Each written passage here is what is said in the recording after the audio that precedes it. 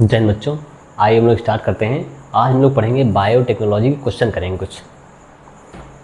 दो क्लास में समाप्त कर दूंगा। लिखने में टाइम लगता है ना, पहले इसको उतारो करीब 10 से 15 मिनट, फिर सॉल्व करना पड़ता है। तो हम लोग अभी आज 10-11 क्वेश्चन देख लेंगे, कल फिर 10-11 क्वेश्चन देख लेंगे, तो एक चैप्टर पूरा हो जाएगा। आराम से करते चलेंगे हम लोग। हाँ, ये देखते हैं, स्टार्ट करते हैं हम लोग। तो पहले मतलब कुछ ऐसे क्वेश्चन करेंगे, क्या होगा जिससे कुछ मिटा दें ताकि जगह मिल जाए, कुछ समझाना भी पड़ेगा। तो ये देखते हैं हम लोग। और आपको क्या करना है, जिसमें मान लो कुछ हम लिखेंगे तो उसको आपको उतारना रहेगा। क्या करना रहेगा? उतारना रहेगा। सारे क्वेश्चन नहीं उतारने, जो चीज़ ना समझ आए उसे नोट करना रहेगा बस। तो हम लोग स्टार्ट करते हैं। पहला क्वेश्चन, सबसे पहला क्वेश्चन नंबर 5 यहाँ लिखा है, डीएनए का रासायनिक चाकू है। आनुवांशिकी का आनुवांशिकी नहीं, सॉरी,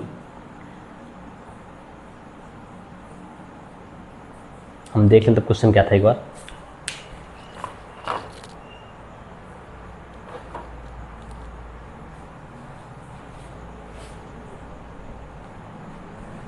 सही लिखा है क्वेश्चन में, कुछ कोई कमी नहीं है, सही लिखा है। सुनो, डीएनए का रासायनिक चाकू है। डीएनए का रासायनिक चाकू है। हमने पूरी जेनेटिक इंजीनियरिंग में सिर्फ डीएनए को काटने के बारे में ही पढ़ा था। तो डीएनए को जो काटने वाला चाकू है उसका नाम क्या है? उसका नाम है, देख ध्यान सुनना, पहला है एंडोन्यूक्लियेज एंजाइम, दूसरा ऑप्शन क्या है पॉलीमरेज, तीसरा लाइगेज, चौथा है ट्रांसक्रिप्टेज। ध्यान सुनना, हम चारों के बारे में पढ़ेंगे ताकि हम जान तो जाएं। इंडोन्यूक्लियेज, ध्यान सुनना, हमने पढ़ा है जो न्यूक्लियस होता है, न्यूक्लियस एक, ध्यान सुनना, इसमें दो आते हैं, एक्सोन्यूक्लियस ज़्यादा है और इंडोन्यूक्लियस ज़्यादा है। जो इंडोन्यूक्लियस होता है इसे ही हम लोग कहते हैं आणविक कैंची। क्या कहते हैं? आणविक कैंची। इसको हमने पढ़ लिया था। तो अब तो कंफर्म हो गया कि आणविक कैंची यही है। आणविक कैंची या रासायनिक चाकू यही है, यहाँ तो कंफर्म हो गया। अपना पॉलीमरेज क्या करता है? डीएनए या आरएनए, मतलब इतना बड़ा डीएनए आरएनए है, अब इसको बड़ा करने का काम करवाता है। ठीक है। लाइगेज डीएनए के टुकड़ों को जोड़ता है, डीएनए के टुकड़ों को जोड़ता है। ट्रांसक्रिप्टेज अलग ही बात हो गई। तो पहली बात तो यही ऑप्शन सही है। दूसरा लिखा है आनुवांशिक इंजीनियरिंग में डीएनए खंडों को जोड़ता है। कौन जोड़ता है? लाइगेज। हमने बताया था जो लाइगेज होता है, चल लेई पढ़ते हैं ना, लेई काम क्या होता है? गम का काम क्या होता है? पन्नों को जोड़ना। वैसे डीएनए लाइगेज का काम क्या होता है? डीएनए के खंडों को जोड़ना, डीएनए के खंडों को जोड़ना। चलिए ठीक है, इतना कंप्लीट हो गया ना। हेलिकेज, शिफ्टेज, पॉलीमरेज ये हमने नहीं पढ़ाया, जेनेटिक इंजीनियरिंग में पढ़ाया ही नहीं हमने, इसको किसी को नहीं पढ़ाए थे, सिर्फ इसको बताया था बस। ये तो कंफर्म है ना, यही होगा ही, इसमें कुछ सोचना नहीं है। अच्छा, चौथा ऑप्शन है गाल्जी का है, मिट गया। चलो देखते हैं। लिखा है एपिसोम किससे संबंधित है? ध्यान सुनना, ये मान लो बैक्टीरिया है, ये इसका गुणसूत्र है। ठीक है। यहाँ पर ये प्लाज्मिड है। क्या है? प्लाज्मिड है। प्लाज्मिड जो है कभी भी गुणसूत्र से जुड़ेगा नहीं, लेकिन जो एपिसोम होता है ये जुड़ सकता है, मतलब यह भी एक प्रकार का प्लाज्मिड ही होता है या प्लाज्मिड से ही संबंधित होता है। तो एपिसोम किससे संबंधित होता है?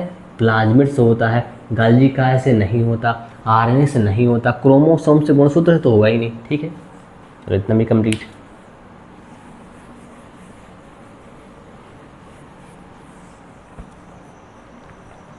अब हाँ, इन सबको अच्छे से देखना, ध्यान सुनना। एक जीवाणु से दूसरे जीवाणु में आनुवांशिक पदार्थ का वायरस मध्यस्थता में स्थानांतरण कहलाता है। ध्यान सुनना, क्या कह रहा है कि एक ये बैक्टीरिया है, दूसरा ये बैक्टीरिया है, इसके आनुवांशिक पदार्थ को इसमें डालना है तो कोई वायरस डाले। क्या डाले? वायरस डाले। तो इस प्रोसेस को कहते हैं पारगमन। क्या कहते हैं? पारगमन, या कहते हैं ट्रांसडक्शन। क्या बोलते हैं? ट्रांसडक्शन। मतलब bacteria BVB bacteria, virus, bacteria, मतलब ध्यान सुनना, जेनेटिक मटेरियल या आनुवांशिक पदार्थ को एक बैक्टीरिया से दूसरे बैक्टीरिया में कौन डालेगा? वायरस डालेगा, ठीक है, विषाणु डालेगा, वही बात लिखी है। तो पहला ऑप्शन तो सही हो गया। अब आगे सुनो क्या लिखा है, ट्रांसफॉर्मेशन, रूपांतरण, क्या लिखा है? रूपांतरण, ध्यान सुनना, ये प्लाज्मिड है, क्या है? ढेर सारे प्लाज्मिड हैं सब। इसे मान लो पुनर्योगज डीएनए, क्या है? पुनर्योगज डीएनए। ये सब टेस्ट ट्यूब में है, कहाँ है ये सब? टेस्ट ट्यूब में है। इसके अंदर बैक्टीरिया पड़े हुए हैं। अब इसको इसमें मिक्स कर देते हैं तो ये इससे अंदर चला आता है, इससे अंदर चला आता है। इसमें किसी हमें वाहक की आवश्यकता नहीं पड़ी है, इसमें हमें किसी वाहक की आवश्यकता नहीं पड़ी है। इसे क्या कहते हैं? रूपांतरण। क्या कहते हैं? रूपांतरण। रूपांतरण क्या होता है? जो बैक्टीरिया होता है वो डीएनए को अपने वातावरण से ही अंदर ले लेता है, अपने वातावरण से ही अंदर ले लेता है। इसमें लिखेंगे क्या? बैक्टीरिया डीएनए को अपने वातावरण से ही अपटेक कर लेता है, मतलब ले लेता है। चलो अगला क्या लिखा है? कॉन्जुगेशन। कॉन्जुगेशन, ध्यान सुनना, ये एक बैक्टीरिया था, ये दूसरा बैक्टीरिया था, अब ये और पास आया, ये और पास आया, तो ये गाना ना आपने सुना, छूना ना छूना ना अब मैं जवां हूँ, ऐसा कुछ गाना है ना, ध्यान सुनना। अब सुनना क्या होता है, एक बैक्टीरिया, दोनों बैक्टीरिया आपस में चिपक जाते हैं, चिपकने के बाद क्या होता है, आनुवांशिक पदार्थ की अदला बदली हेर फेर कर लेते हैं, और इसे कहते हैं कॉन्जुगेशन। क्या बोलते हैं? कॉन्जुगेशन कहते हैं, जब चिपक के काम करते हैं तब यहाँ मतलब बैक्टीरिया, एक बैक्टीरिया दूसरे बैक्टीरिया के कॉन्टेक्ट में आ जाता है, तब आनुवांशिक पदार्थ का एक्सचेंज होता है। अगला है ट्रांसलेशन। ट्रांसलेशन क्या होता है? ध्यान सुनना, डीएनए से आरएनए, आरएनए से प्रोटीन, ध्यान देखना, डीएनए से डीएनए बनना रेप्लिकेशन कहलाता है, रेप्लिकेशन कहलाता है। डीएनए से आरएनए बनना ट्रांसक्रिप्शन कहलाता है, ट्रांसक्रिप्शन कहलाता है। लेकिन मैसेंजर आरएनए से, चाहे आरएनए बोलो चाहे मैसेंजर आरएनए, लेकिन ज़्यादा अच्छी बात होती है मैसेंजर आरएनए बोलना। मैसेंजर आरएनए से प्रोटीन का बनना कहलाता है ट्रांसलेशन। क्या कहलाता है? ट्रांसलेशन कहलाता है। तो चारों ऑप्शन में पढ़ लिए, सही कौन सा था? पहला था, ठीक है।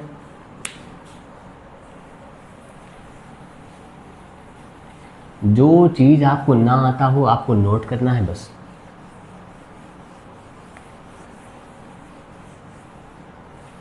अगला क्या लिखा है?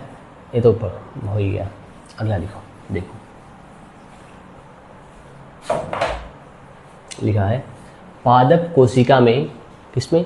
पादप कोशिका में क्लोनिंग के लिए उपयुक्त संवाहक, ध्यान सुनना, SV40, SV40 ये किसके लिए होता है? हम पूरा लिख देते हैं, SV40 और रेट्रोवायरस। रेट्रोवायरस ये जंतु कोशिका के लिए होते हैं। किसके लिए होते हैं?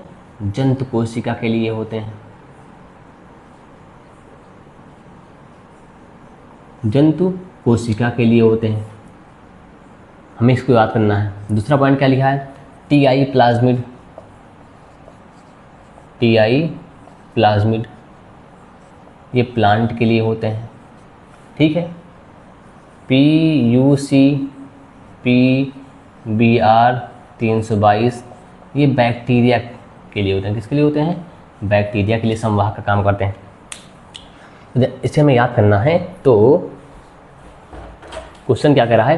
पादप कोशिका में क्लोनिंग के लिए, किसमें? पादप कोशिका। हमें देखना क्या लिखा है, पादप कोशिका में क्लोनिंग के लिए उपयुक्त संवाहक कौन होता है? SV40 ना, ये एनिमल के लिए होता है। TI प्लाज्मिड हाँ प्लांट के लिए होता है, TI प्लाज्मिड होगा प्लांट लिख दिया हमने, ठीक है, यहाँ सही लिखा है। PVC बैक्टीरिया के लिए होता है, PBR 322 बैक्टीरिया के लिए होता है। तो कौन सा सही हो गया? ये वाला सही हो गया, ठीक। अगला सवाल हम कहीं देखते हैं, कहीं एक और इससे संबंधित सवाल था, कहाँ चला गया? हाँ लिखा है प्लाज्मिड, नहीं लिखा, चलो आइए देखते। यहाँ लिखा है बायोटेक्नोलॉजी शब्द का प्रयोग सर्वप्रथम किसने किया था? तो एक साइंटिस्ट थे जिनका नाम था कार्ल इरके। क्या नाम था? कार्ल इरके। क्या नाम था? कार्ल इरके, ये सही है। अगला लिखा है जीनी अभियांत्रिकी, पहले इसको मिटा देते नीचे वाला, कार्ल इरके। बायोटेक्नोलॉजी शब्द का प्रयोग सर्वप्रथम किए थे कार्ल इरके। ठीक है भैया। अगला लिखा है जीनी अभियांत्रिकी की नींव जिस एंजाइम की खोज के बाद पड़ी वो एंजाइम है। कह रहे हैं सुनो, जो हमारी आनुवांशिक इंजीनियरिंग है जिसके बाद जिसका उद्भव हुआ, इसके बाद हम लोग सोच पाए आनुवांशिक इंजीनियरिंग या अभियांत्रिकी के बारे में, वो कौन सा एंजाइम था? डीएनए लाएगी। ध्यान सुनना, पहले क्या था, हम लोग डीएनए काटते थे। डीएनए काटने वाला कोई आए, जोड़ने का काम तो बाद में होता है, सबसे पहला काम काटने वाला ही होता है। तो जब तक हम लोग काटेंगे नहीं, जोड़ने के बारे में सोच नहीं सकते और भेजने के बारे में भी सोच नहीं सकते। तो मेन जो पहला स्टेप जो इस्तेमाल होता है वो क्या होता है? प्रतिबंधन इंडोन्यूक्लियस। कौन होता है? प्रतिबंधन इंडोन्यूक्लियस। यही काटने का काम करता है। जब तक काटेंगे नहीं कोई काम हो ही नहीं सकता। तो इसी के बाद ही नींव पड़ी थी। डीएनए गायरेज गलत बात, सब कुछ नहीं।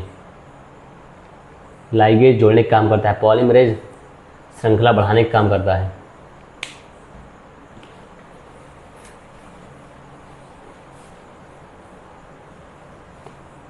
अगला, आणविक कैंची क्या है? फिर वही सवाल आया।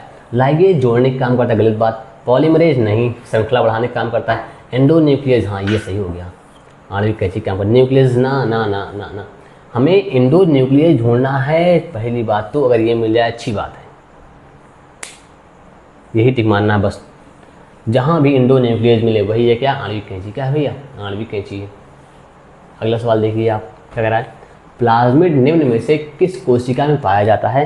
कह रहा है प्लाज्मिड किस में पाया जाता है? तो जो प्लाज्मिड होता है वो बैक्टीरिया में मिलता है। किस में मिलता है? बैक्टीरिया में। देखते हैं, सभी जंतु कोशिका में गंदी बात, छी। जीवाणु कोशिका में बिल्कुल सही बात। रोग संक्रमित कोशिका में ऐसा कुछ नहीं है। पादप कोशिका में ना, मैं कह ना और ये गलत बात भाई। तो किस में पाया जाता है? जीवाणु कोशिका में। आप क्या करना है, इसको एक बार देखना है और जो आपको लगे हमको जो नहीं आता ये पॉइंट, हमें वो पॉइंट आपको पॉइंट नोट करना अच्छी तरीके से, बस मतलब वहीं कहीं लिख लो या कहीं भी लिख लो, बस आ जाए बस आपको। हम लोग कल मिलते हैं अगले लेक्चर के साथ। हो सकता है इस चैप्टर क्वेश्चन कंप्लीट करवा ही दें। तब तक के लिए कोई बाय, जय हिंद।